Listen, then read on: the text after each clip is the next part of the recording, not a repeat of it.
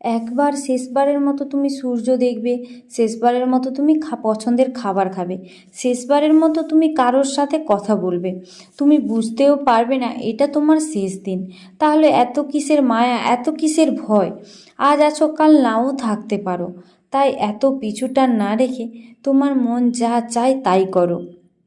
তুমি যদি বুঝতে পারো যে এটা আমি ভুল করছি বা এটা আমি ঠিক করছি, সেটাই অনেক। কে কি বললো না বললো তাতে কিছু যায় আসে না।